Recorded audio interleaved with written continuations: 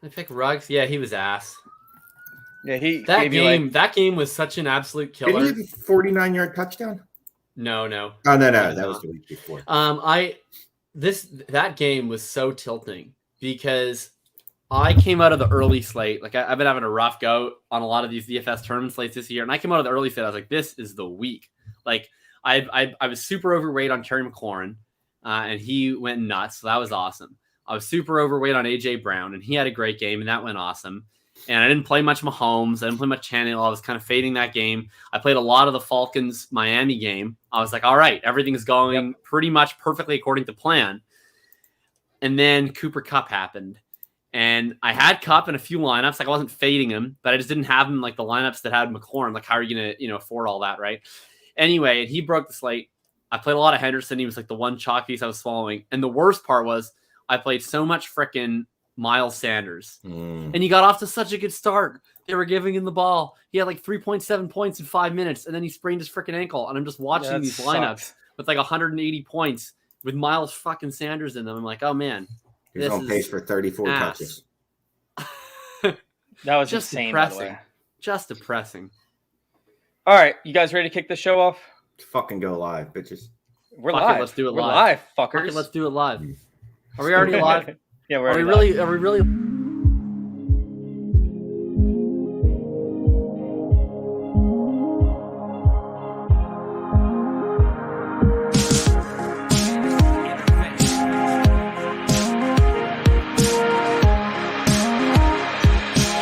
This is Fantasy Intervention.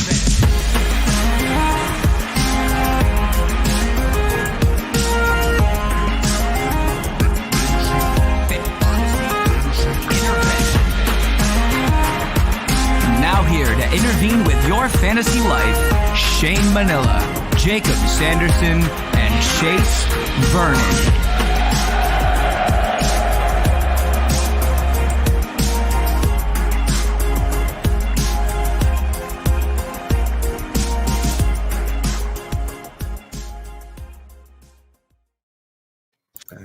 What's up, everybody? Welcome on into, another episode of Fantasy Intervention. Coming at you quick, hot, and in a hurry. We got a very this week going on. The apocalypse is over, so we had to break it down for you. And, of course, I had to bring in the normal Wednesday crew back together for the first time in 3 weeks. 3 weeks? It feels so good. I'll go ahead and introduce Jakob first since he is ready to rock and roll down here. What's going on, Jakob? How you doing, man? Dude, I'm doing good, man. Look, every week, the highlight of my week is getting the opportunity to jump on a mic with Shane Manila. And when he doesn't join me, when he deserts me, it leaves a hollow place in my heart where my Shane should be. And I'm just so glad to have the opportunity to have him back with me. I don't know what he's Googling. I can see the glare on his glasses. He just figured out that wiping the tears away. All of the XXX rated porn that he's watching can be viewed by all the Facebook streamers through his glasses. It's just good to have you back, buddy. I'm happy to have you. I got to wipe away the tears. I'm sorry. Look at that. Touching moment, or I have allergies. One of the two. I'm not really sure. Hey, I'm back. Are allergies a fall thing? I thought they were in spring. I don't know. I make them up. I don't even know if I actually have them. I just, people would just be like, oh, your allergies bothering you? And I'll be like, yeah, sure. Yeah. But whatever. So, I took the week off. I was doing some family stuff and, laying around. So it's good to be back. And, hey, we're back together again for the first time this month. That's awesome. Look at that. Oh, it's beautiful. It's absolutely beautiful. We have a lot to bring at you guys for this week. Tons and tons of research done by both Shane and Jakob, ready to light things on fire with all the facts and stats they've actually been digging up. So I'm very, very excited for that. Screw you. But no, we definitely have some things to cover this week. And I want to start it out with how bad we've been for the past 3 weeks. Why do people listen to the show? I couldn't tell you, man. I really couldn't tell you. It's not like we're entertaining. That could be part of it. But to be honest with you guys, it hasn't been great outside of Jakob just dominating. Now, Jakob does have an extra week on us. on both you and I, Shane. Yeah, But Jacob's what a big edge it is to actually show up for the show. hey, I had business obligations. Oh. Shane had bed obligations. So, So a is little bit that, different like, I've story. heard that's like how fantasy pro rankings, like how you game them is you just actually do them. Like everyone else just stops at some point. And It if you is just true. actually do them, you end up in the top like 20. I Is remember that when I true? was a plebeian and I thought that fantasy pro rankings, were how I used to decide my lineup each week. And I would see, like, I'd go in and see the consensus, and I'd see, like, I don't know, some top, like, say Patterson, for instance, this year, right?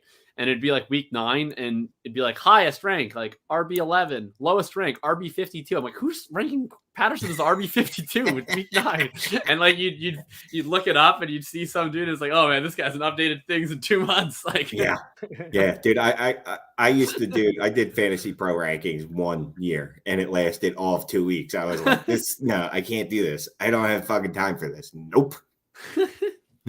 I'm shocked that happened. Facebook So- user. It's been a long time since we've had Facebook user Oh, I join missed us. Facebook users so much. Yeah, Facebook user. It's been a minute. Everybody from Facebook, please bring those questions in. But yeah, so Jacob's in the lead with 20 points. Shane has 13. I have 9. And last week it was just Jacob and I, and we obviously needed Shane. We had our worst week since week 1. Jacob did score 4 points because he ended up taking, 3 of the lead questions. I ended up getting 1. But the good was Jameis Winston, right? He played okay in a managed to do better monsoon. than Justin Fields. Yes. Which And I then think we would have been had better if he started most fullbacks. Ingram, Justin right? Fields. Evan Ingram did all right, Yeah. for what he offered. He gave you, 10 10 points. fantasy points. The only really good one though was Gaskin, which that was Jacob's pick, and it was a pick that I actually wanted to go with. I don't know if you remember the show notes. I was like, damn, I wish I would have gone with this one. Yeah, instead you got negative points from AJ Dillon. Instead I got negative points for AJ Dillon. Fumbled twice. And Bad. You're not supposed to do that. Just so you No. know, that's not the optimal goal. It's like, hey, let me just. Did he think they were playing basketball and he was trying to dribble? it's very possible. It Rugby? is very, very possible. Australian rules football. I believe you're allowed to bounce. So I think maybe he thought he was playing Australian rule football. Are That you a makes big sense. Aussie guy, Shane? Yeah. What do you So- prefer, Australian rules football or Australian women? I prefer Australian women. I prefer Australian beer. So, no, you chose right on Gaskin, and Gaskin was actually the right pick. And you went by the dose score, the dump off containment efficiency score, What an which incredible gauges. score. We lose Chase? Oh, I think you heard. Yeah, I think Chase is gone. So screw that. Yeah, the dose score. So Facebook user. Chase It hates paused on a Twitter. really good face, by the way. He was fully Did it pissed. really? That's amazing. I'm looking at my Wi-Fi just bouncing up and down right now on the screen. No, so this past week it actually hit on 80% success rate for the third time this season, 80+%. 2 weeks ago, it hit on 95%. The only week that we had off, I realized there was an error in the formula. But regardless, that week still hit on 65%. So the bad was AJ Dillon, which you brought up, stacking Mooney and Fields. I took Mooney, you took Fields. Ruggs did you Mooney, nothing. by the And way, was ass. Like, Fields was bad, but Mooney dropped, like, every time I turned, I don't know, I can't confirm that he dropped 8 balls, but what I can confirm is that I played him in DFS a lot, and that every time I turned on that game, there was one of 2 things were happening. Either Fields was having a sack fumble, in which the line just immediately made way, like the parting of the Red Sea, and Fields showed no pocket awareness and just died, or he was throwing balls to Mooney that Mooney was tipping for interceptions. Like, those were the only 2 options. It was bad news. It was bad news Bears over there. Nice. For the Bears. And this kind of leads us into our next topic, especially this question right here. And I see the other question coming in on Booker, but I do want to bring this one up.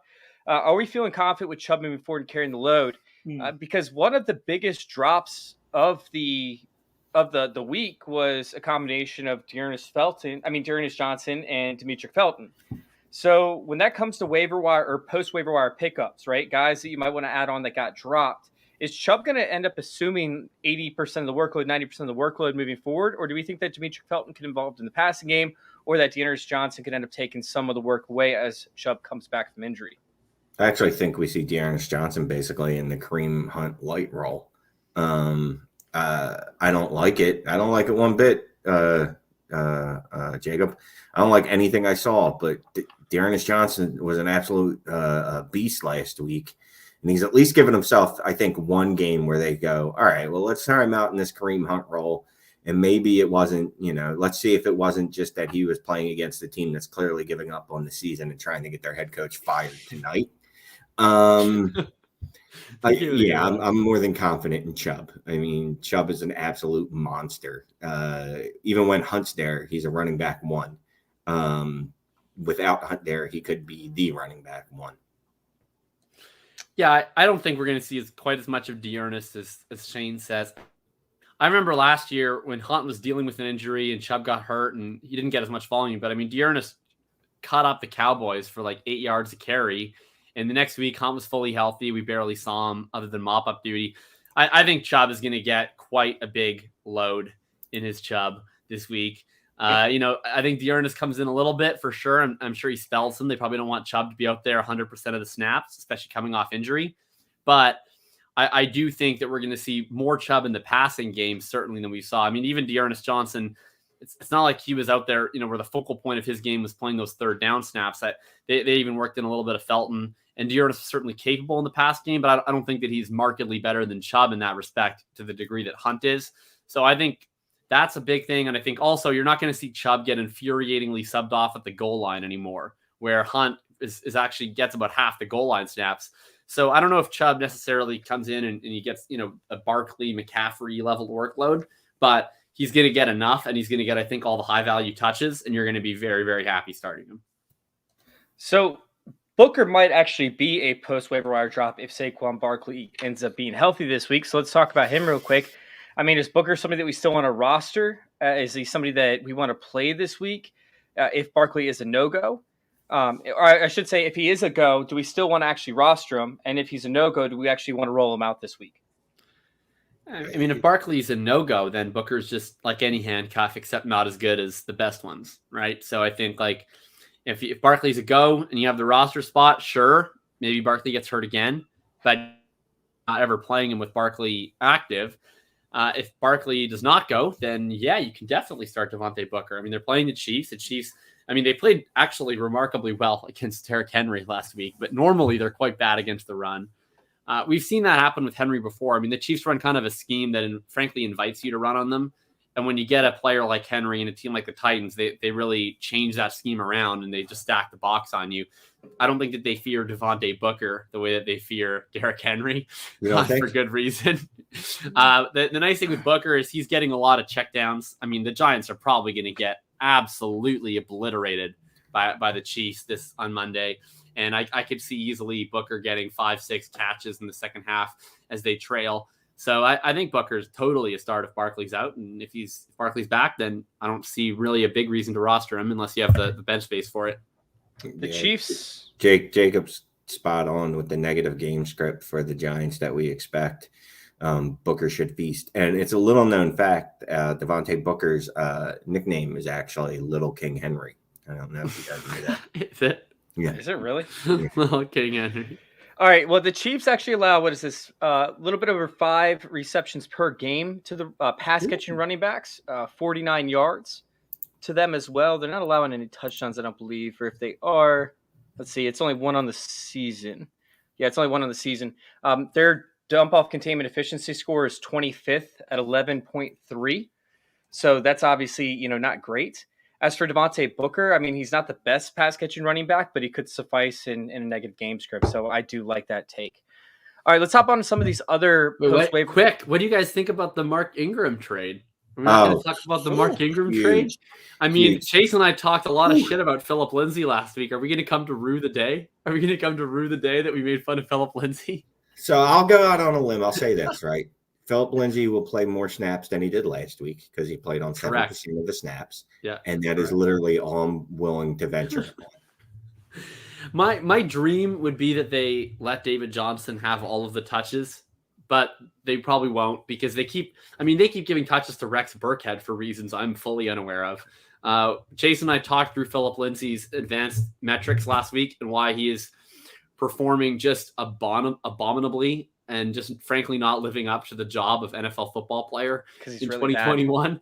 Yeah. And the sad reality is that they're the Texans. So basically, if you don't give all of the touches to one back, it makes all of them entirely useless because the team is so bad.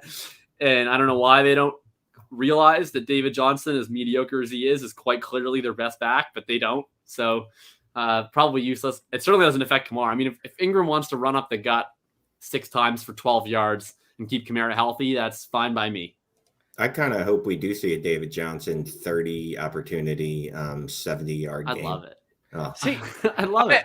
I don't want David Johnson to have all the first down snaps, all the second down snaps, because he just ends up running into a brick wall. But if he can see all the third down snaps and he can see some pass downs on first and second down, I don't want him to have all of them, but at least enough to where he actually sees like a decent amount of targets. I mean, We've seen what the Rams do. The Rams don't allow a lot of deep balls. They don't allow a lot of any balls past like 10 yards as a whole. They just allow people to dump off the ball constantly, which is why they're 27th in dump off containment efficiency score. They're allowing 12.4 points to fantasy running backs, and they really haven't played too many good ones outside of DeAndre Swift. Is DJ your running back pick this week? Yeah, are you picking DJ? He's one of my sleepers this week. I actually have done multiple Twitter posts about him this week. So I am on never DJ. David Johnson, not in the year of our Lord 2021. But I don't think he's my running back pick, but he is up there, and he's one of my sleepers this week. And I will be playing him in DFS a lot. I won't be running out season long just because I'm a little bit too nervous about that too. Right. But and there's a difference there. DFS, you want to play long shots, so that's fine. But yeah, I would not be playing him on any roster that I have in anywhere. That's why he's not a pick for me. Okay, guys, he's not a pick, but he is a sleeper. I'm not playing him in DFS. DFS needs upside, but when I think of upside, I certainly don't think of David Johnson. I think he could limp his way to like 12 PPR points. Look at the last 3 games of last season. Nothing has changed from last season to this season. It's still the same horrible team. Had like a really good quarterback, really bad person, really good quarterback. All right, so let's talk about somebody else that's on the waivers a lot this week. We'll bring up 3 guys, actually. Robbie Anderson, Brandon Ayuk, and Don Peoples-Jones. Obviously, Robbie Anderson's been seeing the targets, but has done nothing with the targets. In fact, he's had 4 drops in the past 2 games. Meanwhile, you have Brandon Ayuk, lineup on DFS. That guy can go to hell. I'm so fed up with Robbie Anderson's ass. Robbie Anderson has 25 targets over the last 3 weeks for 13 yards. That number might not be exact, but it's roughly correct. Like, it's not as wrong as it should be. It's one of the most. I think the exact number is 30 yards on 25 targets.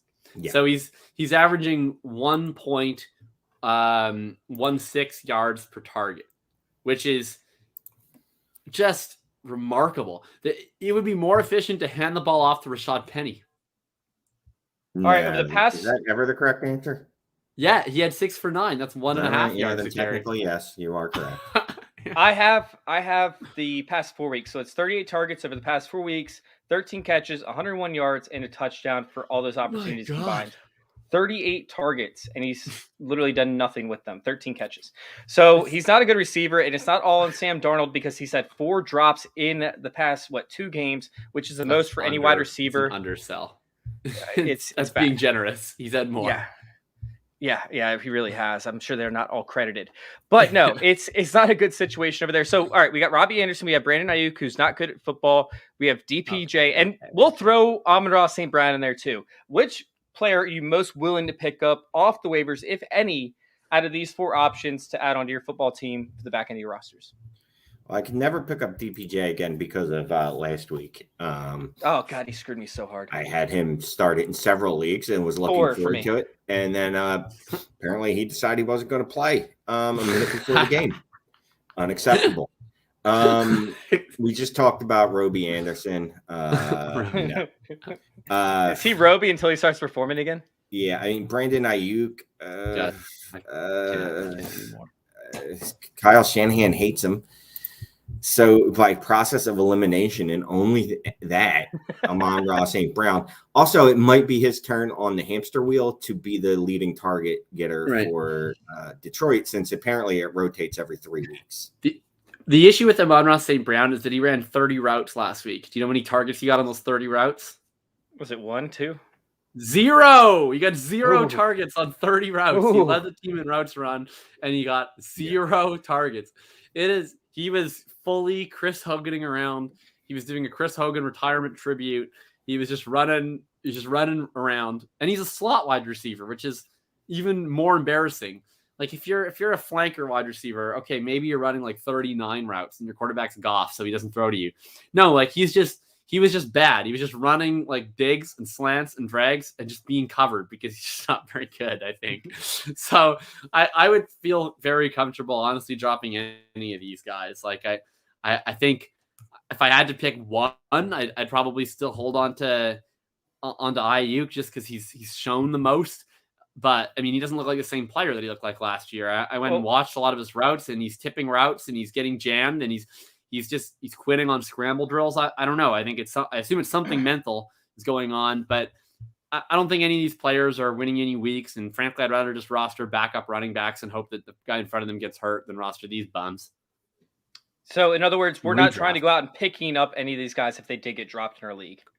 Like it always depends on how deep the bench is. Like if the bench is deep, I would consider a flyer on Ayuk and just hold him. You can't start him, but that'd be the one. But I mean, I'm not like super optimistic about Ayuk's future this season. I'm still buying him and holding him in Dynasty, but for this season, gross.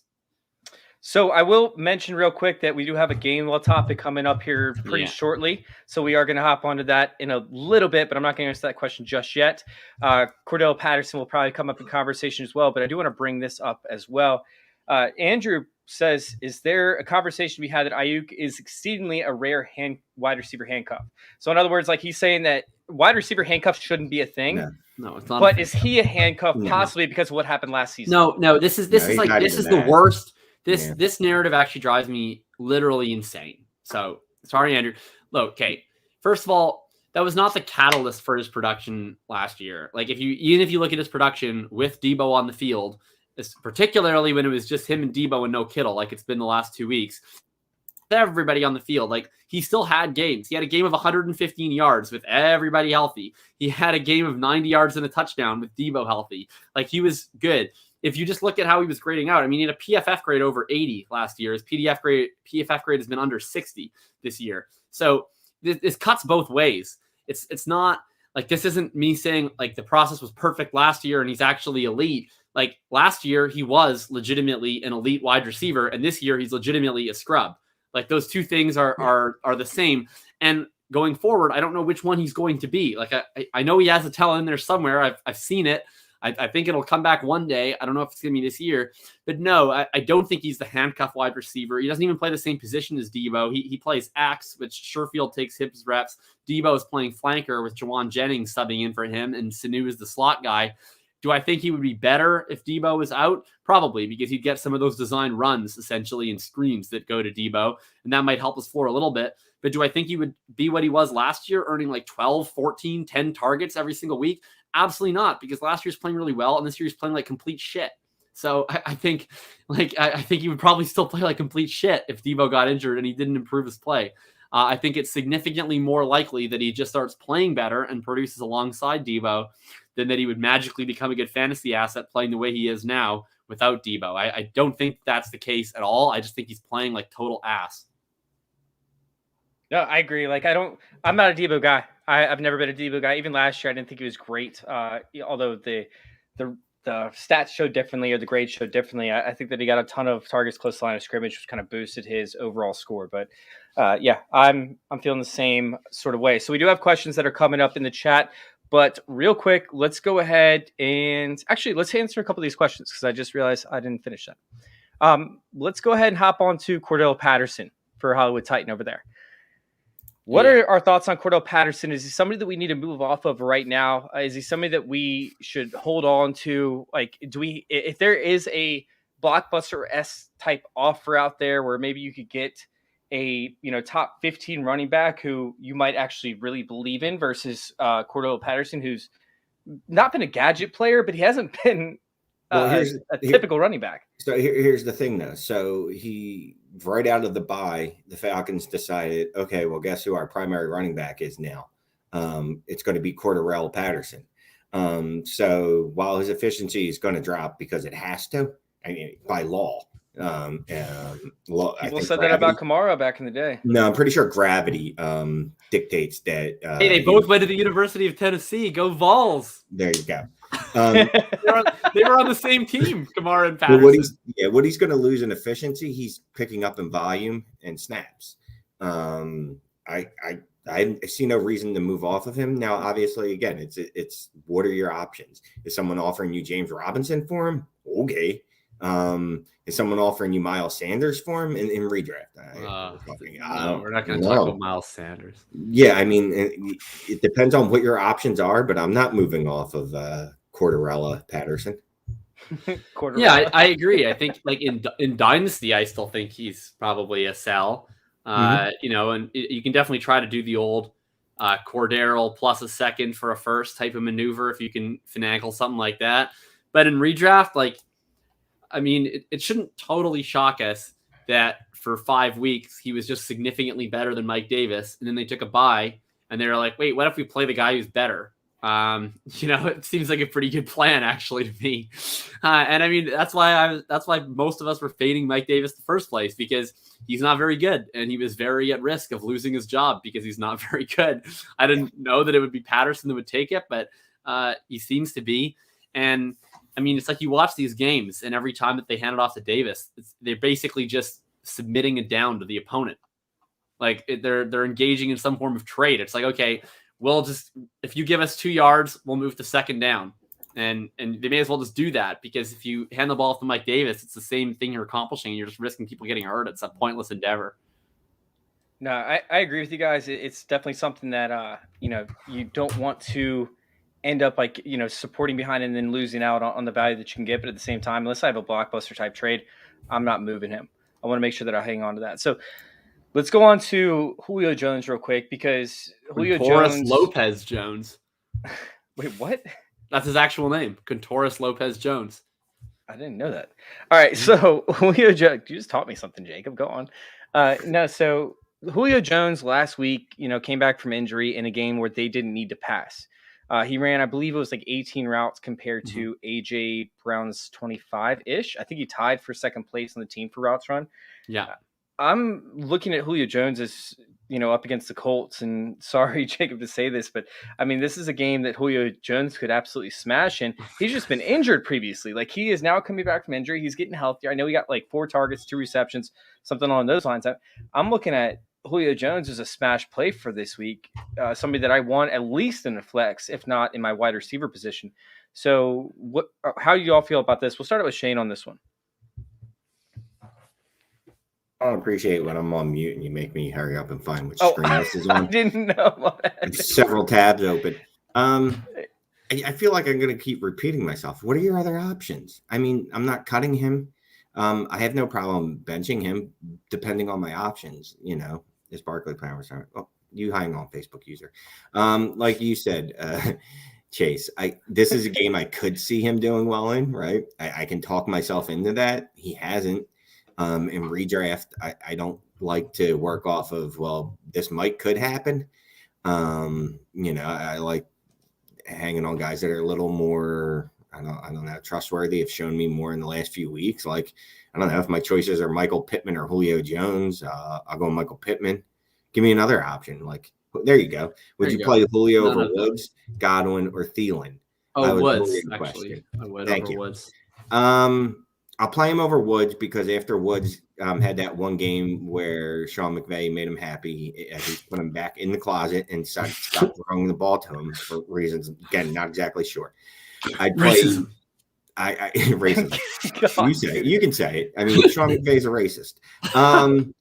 I would play Julio over Godwin if Antonio Brown plays. I mean, he's not playing. He's on crutches. Is he on crutches? He's on crutches, and Arian said he might come back after the bye, or he'll be out a long time. So that's probably not good for this week. So I'll play Godwin over Julio. And Thielen, I don't know. It's such a coin flip. I'd probably play Julio. The Thielen question is, does Thielen catch a touchdown? That's what it comes down to. I don't know. I think it's going to be a shootout game, and you have Trayvon Diggs likely to cover Jefferson. So I think that Adam Thielen is going to see plenty of snaps up against Jordan Lewis and Anthony Brown, right? Like, I think that's a dominant. Like, I think that's a must play. Yeah, but here's the thing: Thielen always has the worst coverage, right? I mean, there's But not the any Cowboys game- are pretty extreme in Yeah. that they have one of the best top corners and then one of the worst. Best is a corners. strong word. I'll say he gets a lot of interceptions. I have also seen him getting washed repeatedly these last few weeks, but that's a topic for another day. Look, the consensus for the room is Wait, Shane, time out. What? Do you know independent defensive players? I do watch the real football. Oh my God, I'm shocked right now. You just blew my mind. I didn't even know you knew they existed. I just thought you thought they were one big, like amoeba, like one giant blob. And I like disagreeing with the mass public because the mass public is generally stupid and they just go, he has lots of interceptions. He's good. Yeah, he's getting burned a lot too, but whatever. I'll take Julio over Woods. I think Julio over Woods. I'm convinced by Chase's thesis there. I'll take Julio over Woods, but that's it. Unless I have Ryan Tannehill, then I'll play Tannehill and Julio over. Here's why I want to play Julio whenever possible. I follow the Colts religiously. I love this team. I know everyone that they have. They are finding corners that I've never heard of in my life to play. Like I watched Sunday Night Football. Like I learned a few weeks ago that we had a guy in the team named Bo Pete Keys. I'd never heard of him, but he started playing, and then he got injured. And then I had to find out, okay, who's next after Bo Pete Keys? I don't know. Wait, what's his name? Bo Pete? Is it Bo Pete? Bo Pete. Separate Bo words? Pete Keys. Oh my God. Yeah, like amazing. little Bo Pete. Anyway, so they had originally, like, our starting corners at the beginning of the year was Moore in the slot, and then Xavier Rhodes and Rock Yassin. And Rhodes has been hurt. Yassin's been hurt. And we started playing Isaiah Rodgers, who's a kick returner, at corner. And then we've played this Bo Pete Keys fella, and then he got injured. I don't even know who's going to be the second starting corner this week. I think Marvell Tell, who is like a former 6th rounder that opted out for COVID last year, he's getting snaps. It's a mess. Like they have like legitimately 4 injuries to corners. They're on multiple third string corners, and you watch the game in the rain. Like the problem with Jimmy Garoppolo is that he's pathetic, and then it rained, so it made it even harder. But like if you just watch the tape, like Ayuk and Debo were just running, they were doing whatever they wanted. Like they were so open, and Jimmy is just sitting there like pumping the ball like an invalid. And so he's useless. But I mean, Tannehill is going to slice and dice these guys. AJ Brown might have 200 yards if they want to. And the thing is, the Colts are actually pretty good against the run because all their injuries in their secondary, but their front 7 is quite healthy. Like Buckner is still a force of nature, and Leonard's playing really well, and Okereke is playing well. So, and the Colts lost Julian Blackmon, who's the best member of their secondary, their free safety with a torn Achilles. So they now have 2 third-string corners and 2 backup safeties. Like it's a mess. I bet you wish you had Malik Hooker to play one game before he got hurt. Yeah, I would love to have it right now. I mean, this is the most important game of the Colts season, and they're getting healthier on offense. Like they're going to get Braden Smith back and T.Y. Hilton back, which is also good for Julio because I think the Colts are going to score a lot of points in this game. Yeah, I think it's going to be a shootout for sure. Like Wentz is playing really well. They finally have all 5 starters back on the offensive line this week. Like they're going to put up points, and they're going to give up a lot of points.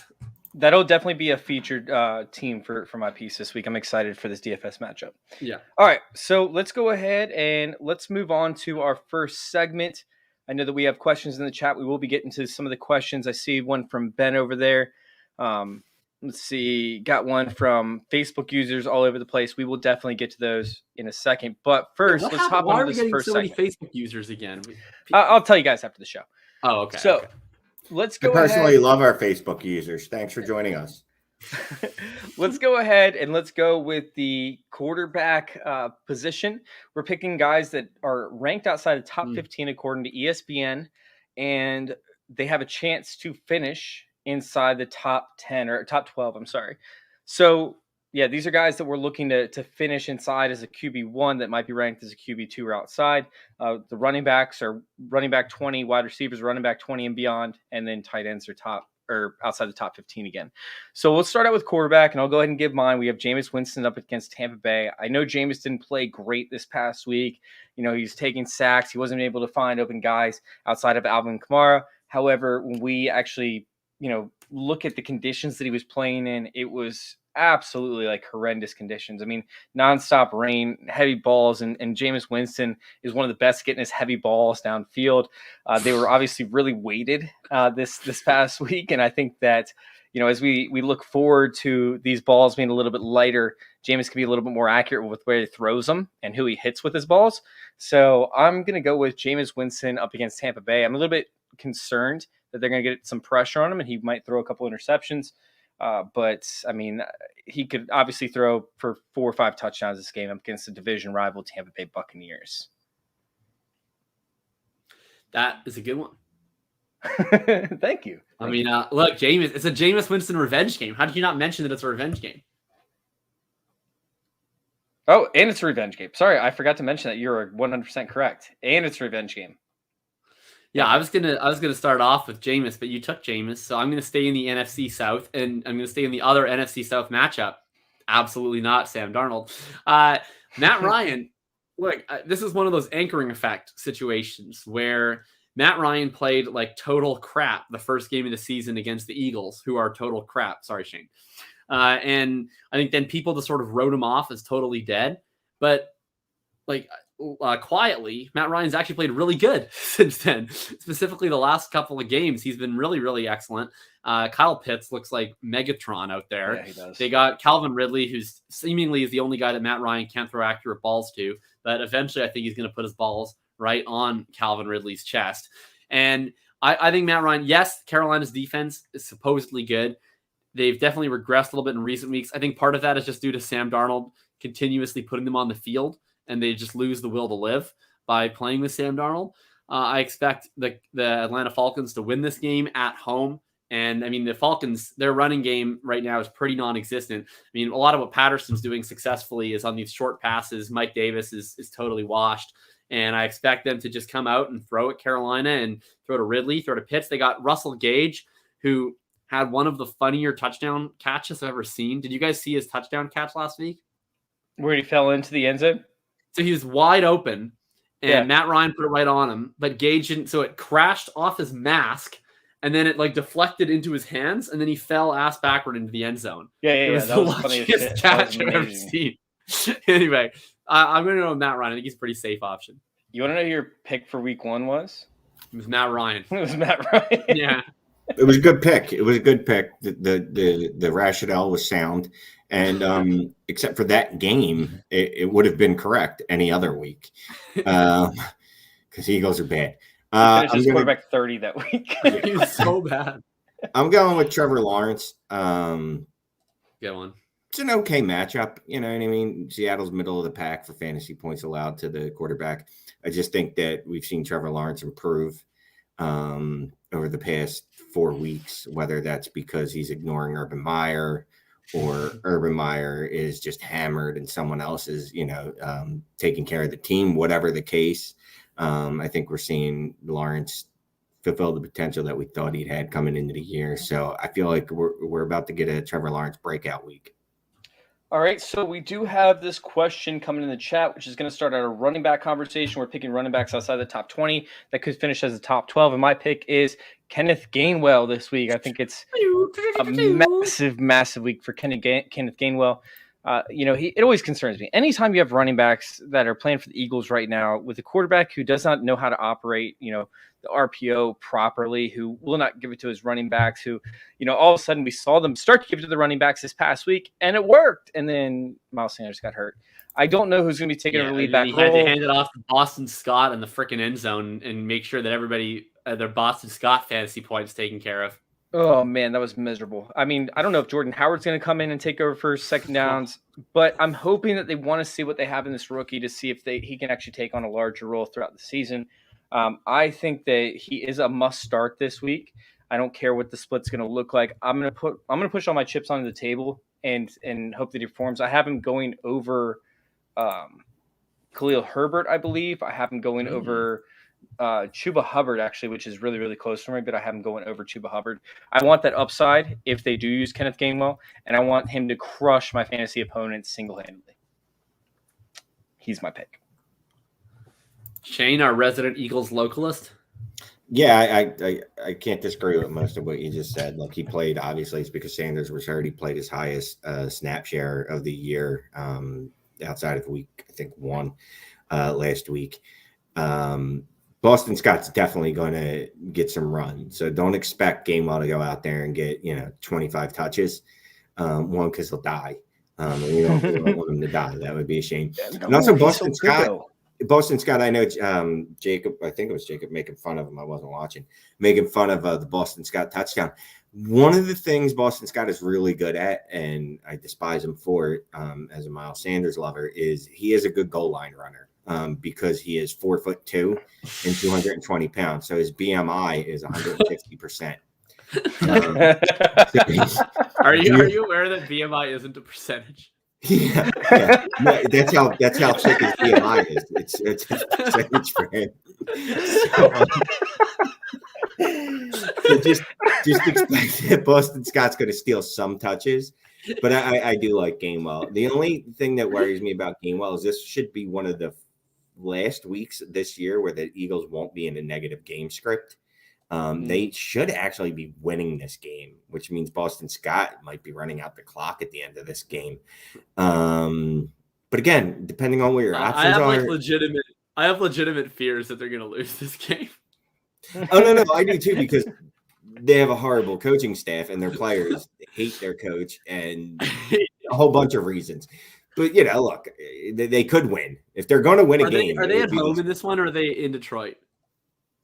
I think they're at Detroit. I'd have to look. They're at Detroit. Yeah. Okay, I actually feel better about their odds at Detroit. I thought they were at home for whatever reason. I had this vision in my head of them being down 13-3 at halftime against the Lions, and just Philadelphia fans hurling projectiles and Molotov cocktails onto the field. We haven't done that in years. Stop it. Better not bring Santa out there. Gainwell's fine as a start. For me personally, I'm going with, and we talked about him earlier, Devonta Booker. And we already talked about why. Negative game script. I think he's going to get a lot of receptions. So I'm grabbing Booker as my running back to slip into the top 12 somehow. I'm good with Gainwell. I think he's a good pick. And by the way, I just want to say for Shane's mental health, we can't be having Jordan Howard get 10 carries this game. Miles Sanders is not on the field. I don't give a shit. I hope Jordan Howard goes out there and gets 30 carries for 112 yards. Hey, okay, but quick, I just want hold a camera on Shane each time that Jordan Howard gets one of the 12 carries for 16 yards that he's going to get against the Lions, and I just want to see his reactions. Guys, real quick, I see that we have a bunch of viewers over there from Twitter, and I know you can't comment on Twitter. I'm working on that issue right now. So if you guys head over to youtube.com/fantasyintervention, then once again, that's youtube.com/fantasyintervention. You guys can actually comment, bring in your questions. We appreciate your questions coming in. So go check us out over there at youtube.com/fantasyintervention. Hit subscribe if you don't mind. All right. So you said yours was Devontae Booker? Yeah, and I also want to let Facebook user know. We don't hate you, Facebook user. We don't even hate your fake Facebook username. We think you're awesome, and we appreciate you watching and asking us questions. 100%. Sure. I couldn't agree more. All right, Booker was my pick. Did you want to elaborate on Booker, or are you just picking him and rolling the dice? I mean, I thought we elaborated earlier, but sure. The Giants are going to get absolutely manhandled, destroyed. They should be down by about, I'm not great with math, so I'll say 40 points going into the second half. They should be down by 40%. Yeah, there you go. I have to think we finally see the Chiefs show up and just say we're the Chiefs. Enough of this bullshit. You're the Giants. You suck. Yeah. We're not doing that this week. No. Devontae Booker is going to have probably 10 receptions for 38 yards, which is great because that's, 14 points in PPR leagues. All right. And who do we have for you, Jacob? Yeah, my running back selection is Michael Carter. I'm going back to the dose score. I talked about this a couple of weeks ago with DeAndre Swift when he was playing against the Cincinnati Bengals, and he did pretty well against them. I mean, the Ravens, look, they did a good job, I guess, containing the Ravens running backs, but I mean, that's basically just containing the dead. So Le'Veon Bell had 6 catches, I think, or 6 carries, 6 touches for for 4 yards and legitimately like mummified out there on the field. I think that this is a good matchup for Carter. No Tevin Coleman, at least last week. If he plays this week, he's going to be barely. And for the first time, Carter really separated from Ty Johnson, and specifically really separated on pass routes. He was running, I believe, 70% of the pass routes last week in a game with ultra-negative game script. They're the Jets, so they'll probably face ultra-negative game script most weeks. And certainly this week against the Bengals team that just shit-kicked the Ravens. So I expect that this is going to be a nice script for Carter to catch a bunch of dump-offs from the creator of the School of Rock, Mike White. And I think that he'll have a pretty nice, safe floor this week to be your RB2. Is he definitely starting this week over Joe Flacco? Yeah, they said Flacco is not playing this week. Okay, awesome. 8. Because he passed the running back 44% of the time last week. That's insane. Yeah, because he's like really bad. So he's just going to check it down. He's going to be a total dump-off artist. This is a big week for Michael Carter. I mean, we talk about the Bengals. I hate Michael Carter more than most things in this world. And I found myself trading for Michael Carter in a couple of leagues this week because even I recognize the writing on the wall that Michael Carter has pulled away. And yes, now we'll have someone by the name of Michael White throwing him the football. So he's going to dump down a lot. You know what Michael Carter's going to get you, and I didn't support him at the beginning of the season, but now that they have Mike White in there, dude, you're going to be bringing in a championship belt from Trophy Smack, right? This thing is intense. This thing is heavy. Guys, go visit TrophySmack.com. Use promo code CIRCLE. Once again, that's TrophySmack.com. Use promo code CIRCLE, and you'll actually get a free ring valued at $60 with either a purchase of a trophy or a belt. Official sponsor of the Fantasy Intervention Podcast. Once again, that's TrophySmack.com. Use promo code CIRCLE. When you guys go to check out, you'll get a free championship ring after the purchase of a trophy or a belt. All right. So let's move on to some of these questions real quick, and then we will hammer out the wide receiver positions. All right. We got all right. All right. Is Barkley playing? If Barkley's playing, are we starting him up? I think this is a no-brainer. He's going to be the only target on that team. Yeah, we're playing them. All right, look, there's just in general, guys, there's certain players that if they're starting, you're always playing them. Like, I don't care if CMC came back from war. I would insert him into my war, WAR. What is it good for? Like a card game? Well, no, an actual war. Yeah. Oh, what is it good for? Absolutely. That's the closest the Canadians ever come to war, by the way. Hey, man, just because we didn't go to Nam. Anywho, CMC would start in my lineup. Good. Next question. All right. Does TJ Hawkinson finally get right against the Eagles?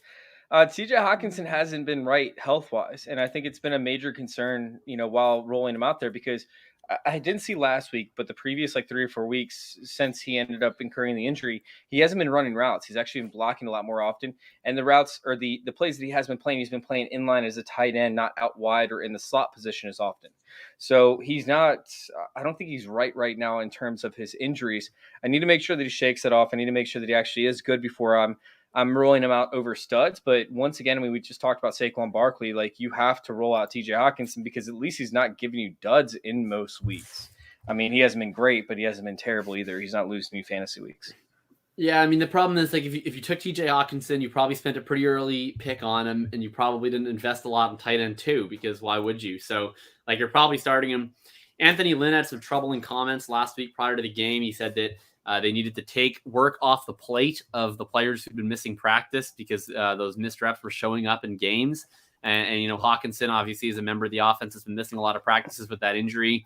He was really an afterthought in a game plan that revolved around DeAndre Swift and Khalif Raymond in this last week.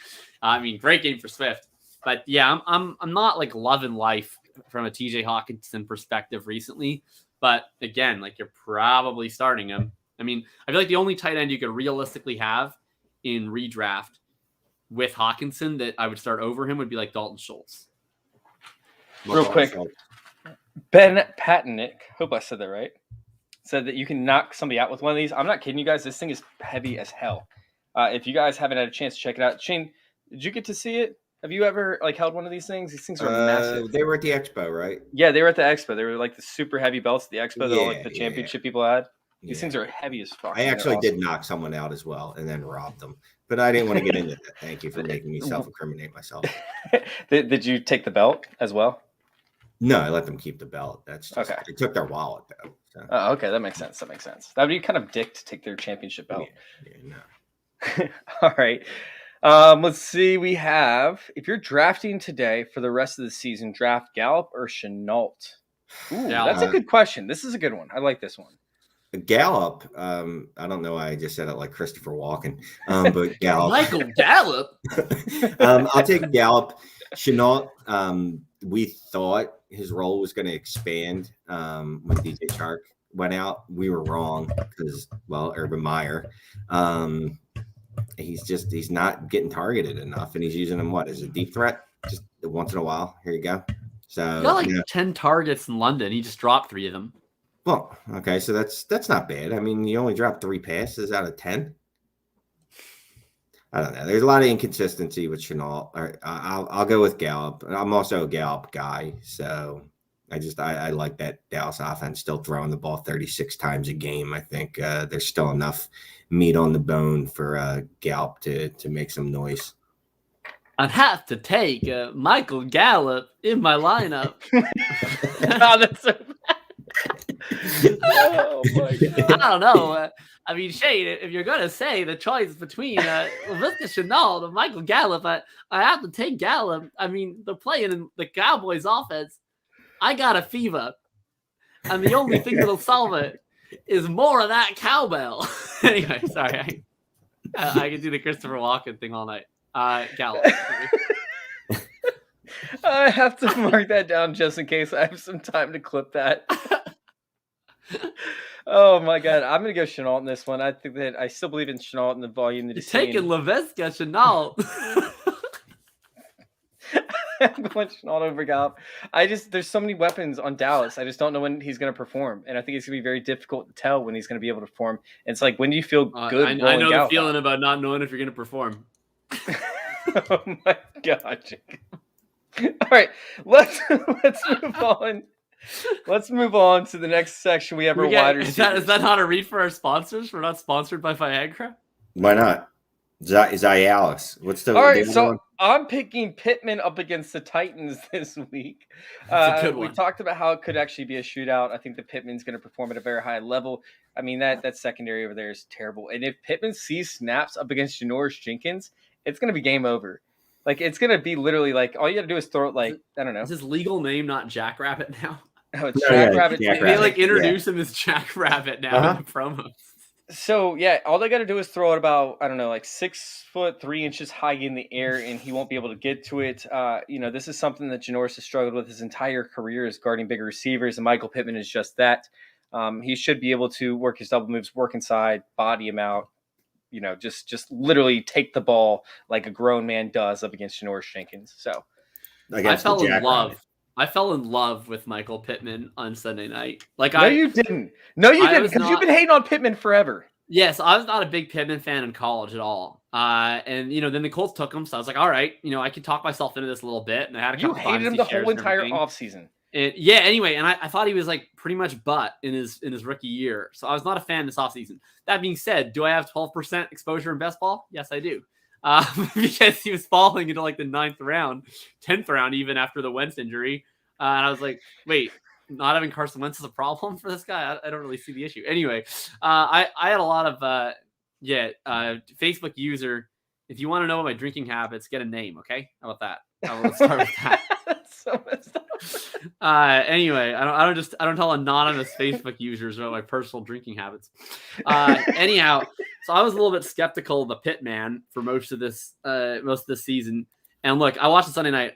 I mean, I love the Colts. I also hate everything about the Niners. I hate Kyle Shanahan for ruining Brandon Ayuk, even though Ayuk's playing badly, but I prefer to blame it on Shanahan because it suits my narrative. I hate Jimmy Garoppolo for being bad and just looking dumb all the time. And I want to see Trey Lance play. And so I just hate everything about the 49ers. And watching Michael Pittman just grown man catch his way through the 49ers secondary in the fourth quarter like gave me life. I could inject that into my veins at 4 a.m. and find the will to live. That was just so beautiful. I texted my buddy who's a big Pittman fan, who's been trolling me about Pittman all season, and I kept being like, yeah, okay, he's been fine. And I was like, fuck it, give him a fucking gold jacket right fucking now. I love this kid. I'm all in. He's going to be the wide receiver 1 overall this week. Love it, dude. I fucking So love you're picking Pittman too? Is that No, what's I'm happening? picking Pittman as my bride. Okay. I'm my wide receiver pick is another second-year wide receiver. It's T. Higgins. T. Higgins basically was like slightly better Robbie Anderson last week. He got 16 targets and he turned that into 62 yards. But the bright side is he got 16 targets. And I think we have enough evidence from the first year and parts of early this year before he got hurt that T. Higgins is in fact not terrible at football. So I'm pretty sure that if they give him a bunch of targets again, he'll probably do a lot better. It was kind of a mishmash where there was some contested balls. He just wasn't really attacking. There was also some times where he was just wide open and Burrow just flat missed him. I think everything is going to be okay this week. They get the Jets. The Jets secondary is total crap. I think they're going to want to keep feeding Higgins and Chase and get these guys' confidence up with Joe Burrow. I'm really enjoying this Bengals team right now. And, what's up, Jamie? Yeah, all right. Well, I'll tell you anything, Jamie. It's the middle of interview week with law firms. So I was having a few beers with some associates actually. So I came in slightly additionally motivated into the show today. Anyway, I'm taking T. Higgins. I expect to see 10 targets against a very porous secondary. Chase, porous. Porous. And when you're sitting there and looking at it, I think he's gonna have a good game. When you're sitting there and looking at it because it's porous. Well, No, so that wasn't Jamie that asked the question, by the way. That was Frank. But yeah, it's all good. So I like T. Who do you Higgins have, so Shane? much I was going to steal it, and I didn't realize that Jakob actually picked it because I was just glancing at the show sheet. But I like that pick a lot. I'm gonna, because I'm speeding up the clock here, get this shit moving. I'm going with Devonta Smith. Nice. Kid's seeing a ton of targets, every week, somewhere between 6 and 9. He's due for some touchdown regression, right? You would assume Jalen Hurts at some point must throw a touchdown by law. I assume. is this positive regression? Either that, maybe Gardner Minshew will throw Or Gardner Minshew. I don't care. Just any fucking quarterback. I mean, he's got 53 targets and 1 touchdown way back in week 1. Positive regression. Yeah. It's just regression. Regression. Regression to the mean. And honestly, watching every week, I guess it's kind of like I'm the Charlie Brown now. Like I'm kicking the football or trying to kick the football, and Lucy keeps pulling it out on me. Jalen Hurts every week is just this close to hitting Smith for a touchdown. Just every week this close, right? Smith's doing everything he needs to. One of these weeks, Jalen Hurts is going to accidentally do the correct thing and get the ball to him deep on target. So you would be this close if Lucy didn't keep pulling it out on you. That's what you're saying. Has anyone ever talked about how strong Lucy's pullout game is?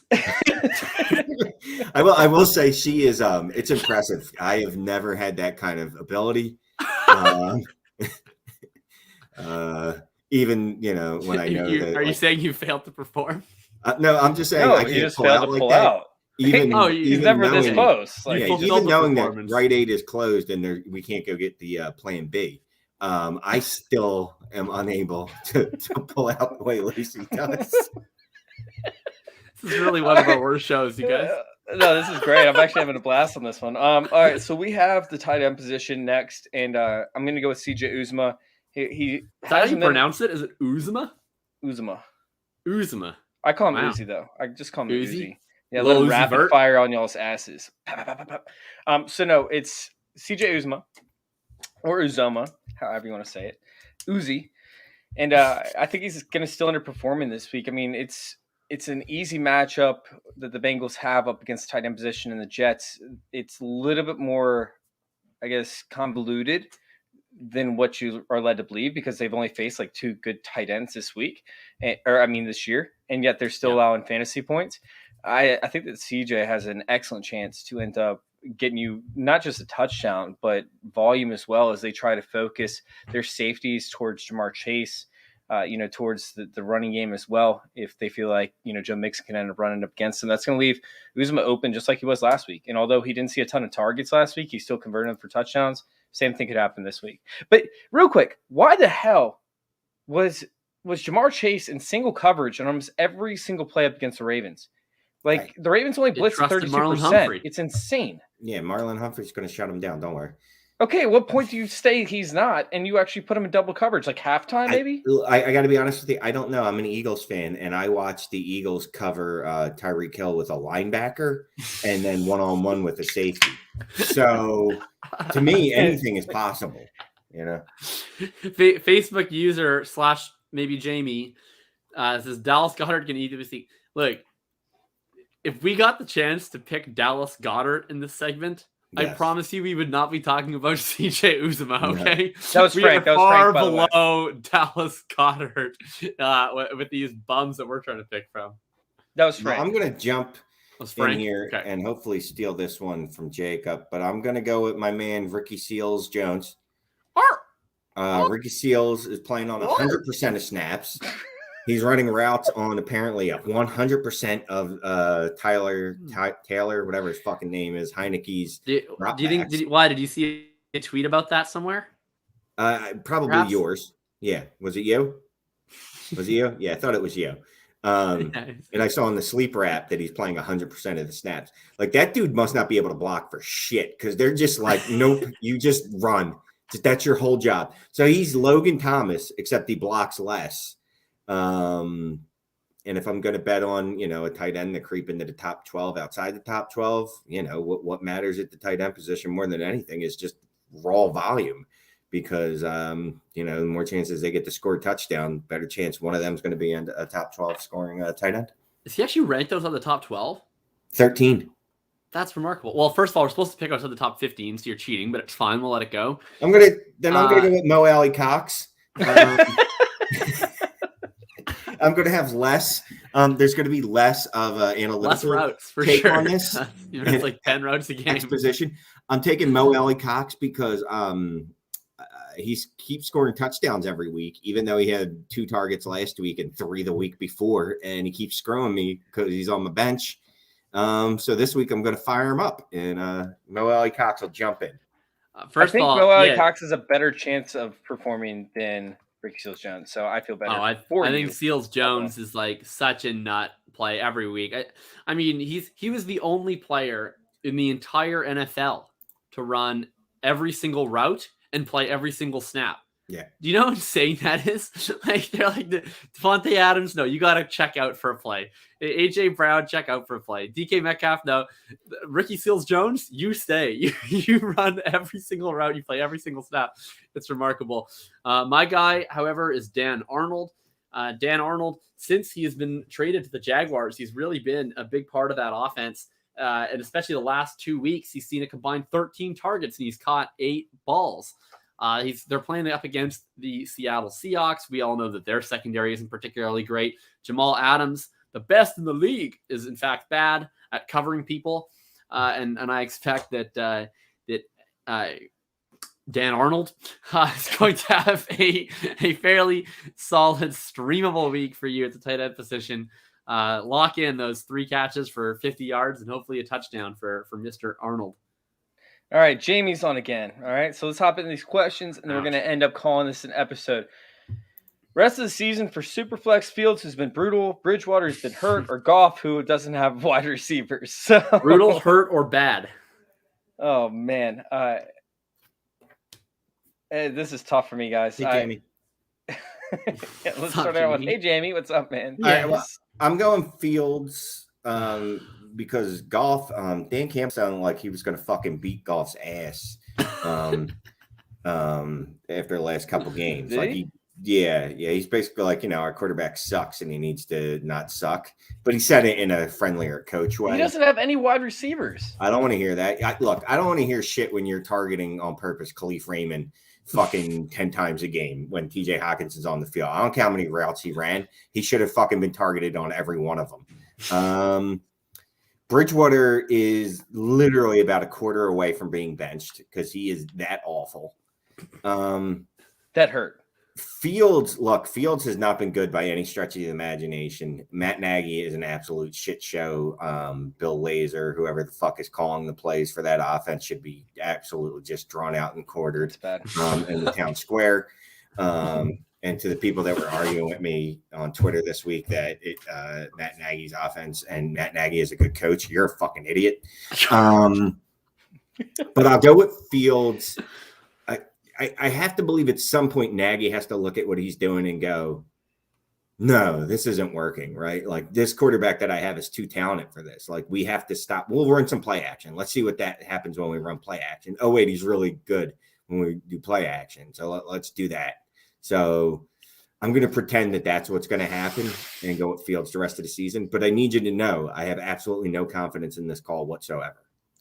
I would also go with Fields solely because I think that we can be 100% certain that both Goff and Bridgewater are terrible. We have a pretty large sample of them being terrible, and they'll most likely continue to be terrible. Fields looks abysmal at the quarterback position thus far. And yes, I understand that the situation around him is very bad. I definitely think that it could be better if Nagy was not so incompetent, if their offensive line was not so bad. An interesting stat actually on both of his fumbles this week is that he was sacked and fumbled in a faster clip than the fastest quarterback in the NFL's average time to throw. That's how embarrassingly bad their O-line is. I mean, he's getting it out quick. He's just not getting it out correct way. So I don't know. I would go with Fields because I just think it's more likely that the rookie improves than, Bridgewater or Goff improve. But at the same time, I don't expect him to improve anytime soon.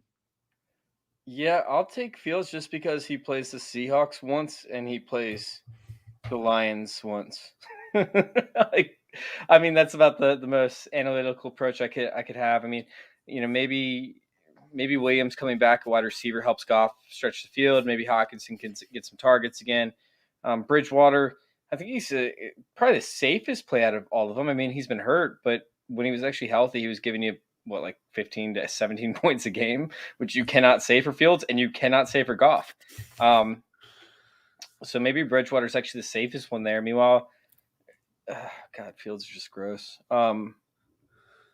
Is there a chance that Fields actually gets benched for Andy Dalton in a few games? I think that's a possibility. I don't think so because I think that Nagy is aware that if he did that, he would just be immediately fired.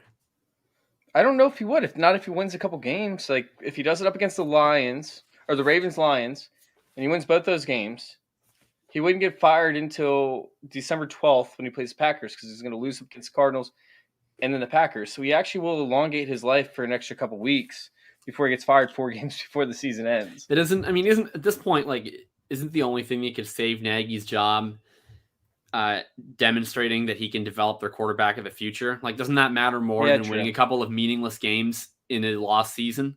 I feel like the only way he saves his job is if Fields shows improvement, because Andy Dalton might be better than Fields today, but he's certainly not the quarterback of the Chicago Bears' future. It's Fields. And if Nagy essentially says, I can't even start you, I'm playing Dalton, then he's basically just saying, I can't develop this guy. And then I just feel like he's immediately canned. So their season is not lost. They're actually, I'm looking at it right now, they're actually 2 games out of the playoffs right now. They might be 1 game out. It depends on how the records are weighted. So the Falcons are above them and the Vikings are above them. But outside of those 2 teams, they're actually in the playoffs right now. And if they beat the Vikings, they are bad. They're not good. They're very bad. But the NFC as a whole is really bad. I mean, when the Falcons are sitting there, holding a playoff spot right now, and the Vikings are at 3-3 after they just, they were terrible last year. I mean, those are 2 really bad teams that hold playoff spots. It's very top heavy. So you have the Cowboys 5-1, the Cardinals 7-0, the Rams 6-1. They face the Niners this week, right? Who's that? Chicago, and that feels like a death match. It feels like whoever loses that game is out. It's 2-4 versus 3-4 there. San Francisco versus Chicago. Dude, it's so top heavy. I don't think that's the case. You have a very I was trying to bring up. You have 6 teams or 5 teams that are at the very top, and then everybody else is really really bad. When you have a 500 team making it, and then a minus 500 team making it right now, and the other 500 team is right there with it. That's not good. So I don't know. Back to the question. I think that I don't know that Fields is guaranteed a starting job. I know that Bridgewater is as long as he's healthy. They're not going to throw in Lock for that. I don't know about that. I think maybe. I don't know. All right, so let's go All on these guys to. suck. Let's go on. Oh, and plus Jerry Jeudy's coming back on top of that. So Facebook user brings up he has the best weapon. So it just reminded me Jerry Jeudy's coming back. That's true. So that's part of it. That's true. All right, thoughts on? Wait a minute, but Bridgewater's had the best weapons all year anyway without Jeudy. Yeah, and where does he rank? He's probably the top one out of all those options, right? Yeah, he's been the best so far. Those three bums. I mean, okay. I mean, he's still going to get benched because he's still been a trash can. Just because you smell less worse than the guy next to you doesn't mean that you don't stink. But saying. Locke was brutal. Locke was absolutely atrocious. Look, when you watch Teddy Bridgewater enough, you start to miss Drew Lock. At least there was excitement to his badness, I guess. I think that you've forgotten how bad Drew Lock is.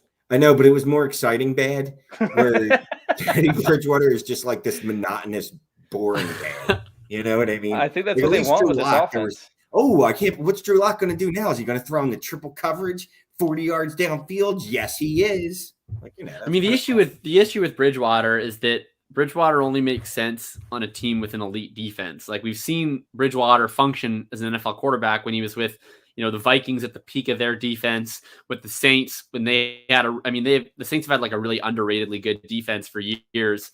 And the problem is that Denver was supposed to have that, and their defense has gone to total shit. I mean, they gave up 7 yards of carry to Dearness Johnson, and they just got gashed. They lost the game because they let Dearness Johnson convert a 3rd and 8 running up the middle. I mean, that's unbelievably embarrassing. So I just, Bridgewater, what is he going to do? He's not going to win games for you. He's just there to manage the loss, I guess. I think that was their plan. He's good at covering the spread. Yeah. Sorry?